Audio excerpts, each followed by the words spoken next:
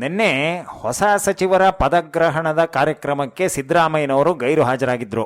ಎಲ್ಲ ಕಡೆ ಮಾತಾಡ್ಕೊಂಡಿದ್ದೇನು ಅಂತಂದರೆ ಸಿದ್ದರಾಮಣ್ಣನವರು DK ಅವ್ರ ಮೇಲೆ ಮುನಿಸ್ಕೊಂಡಿದ್ದಾರೆ, ಹಾಗಾಗಿ ಈ ಫಂಕ್ಷನ್ಗೆ ಅವರು ಬಂದಿಲ್ಲ ಅಂತ.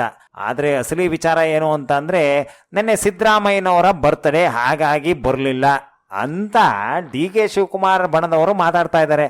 ಆದರೆ ಸತ್ಯ ಏನು ಅಂತ ನಿಮಗೂ ನಮಗೂ ಇಬ್ಬರಿಗೂ ಗೊತ್ತಿದೆ. ಮೊದಲನೇ ಪಾಯಿಂಟ್ ಏನು ಅಂತ ಅಂದರೆ ಜಮೀರ್ ಅಹಮದ್ಗೆ ಒಂದು ಖಾತೆ ಕೊಟ್ಟಿದ್ರ ಬಗ್ಗೆ ಸಿದ್ದರಾಮಯ್ಯನವ್ರಿಗೆ ಬೇಜಾರಿದೆ ಅನ್ನೋ ಸುದ್ದಿ ಎಲ್ಲ ಕಡೆ ಹರಿದಾಡ್ತಾ ಇದೆ. ಹಾಗೇನೆ ವಿಧಾನ ಪರಿಷತ್ನ ಉಪಸಭಾಪತಿ ಆಗಿರ್ತಕ್ಕಂಥ ನಮ್ಮ ಉಮಾಶ್ರೀ ಅವರಿಗೆ ಒಂದು ಸಚಿವ ಸ್ಥಾನ ಯಾಕೆ ಕೊಡಬಾರ್ದು ಅಂತ ಸಿದ್ದರಾಮಯ್ಯನವರು ಮೆಲ್ಲಗೆ ಉಸಿರು ಬಿಟ್ಟಿದ್ದಾರೆ ಅನ್ನೋ ಸುದ್ದಿ ಕೂಡ ಇದೆ. ಇದರ ನಡುವೆ ಇನ್ನು 3 ಜನ ಹೆಂಗಳೆಯರ ಒಂದು ಕಾಂಪಿಟೇಷನ್ನು, ರೇಸು ಎಲ್ಲ ನಡೀತಾ ಇದೆ. ಅದ್ಯಾರು ಅಂತ ಅಂದರೆ ಗೊತ್ತಿರ್ಬೋದು ನಿಮಗೆ, ಗಾಯತ್ರಿ, ಲಕ್ಷ್ಮೀ ಹೆಬ್ಬಾಳ್ಕರ್ ಮತ್ತೆ ನಯನಾ ಮೋಟಮ್ಮ.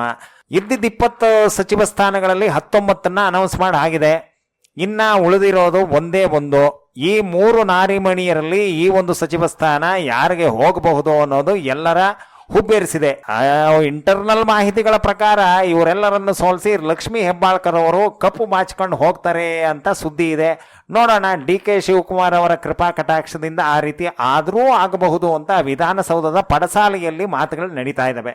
ಜಮೀರ್ ಅಹಮದ್ ಖಾನ್ ಅವರು ಈ ಹಿಂದೆ ತೊಡೆ ತಟ್ಟಿದ್ರು, ನಮಗೆ ಯಾಕೆ ಕೊಡೋದಿಲ್ಲ ಸಚಿವ ಸ್ಥಾನ, ನೋಡೋಣ ಅಂತ.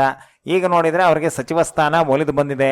ಇನ್ನು ಈ ಕಡೆ ಗೋರಿಪಾಳ್ಯ, ಚಾಮರಾಜಪೇಟೆ, ಆಜಾದ್ ನಗರದ ಕಡೆ ಜಮೀರ್ ಅಹಮದ್ ಅವರ ಬೆಂಬಲಿಗರು ಪಟಾಕಿ ಸಿಡಿಸಿ ಸಂಭ್ರಮಾಚರಣೆ ಮಾಡ್ತಾ ಇದ್ದಾರಂತೆ. ಆದರೆ ಈ ಕಡೆ ಬೆಳಗಾವಿಯಲ್ಲಿ ಲಕ್ಷ್ಮೀ ಹೆಬ್ಬಾಳ್ಕರ್ ಅವರಿಗೆ ಸಚಿವ ಸ್ಥಾನ ಕೊಡಲೇಬೇಕು ಅಂತ ಅವರ ಬೆಂಬಲಿಗರು ರೊಚ್ಚಿಗೆದ್ದಿದ್ದಾರೆ. ಒಟ್ಟಿನಲ್ಲಿ ಈ DK ಶಿವಕುಮಾರ್ ಅವ್ರದ್ದು ಹೆಂಗಾಗಿದೆ ಅಂತ ಅಂದರೆ ಪರಿಸ್ಥಿತಿ ಅತ್ತ ದರಿ ಇತ್ತ ಪುಲಿ ಅನ್ನಂಗೆ ಆಗಿದೆ.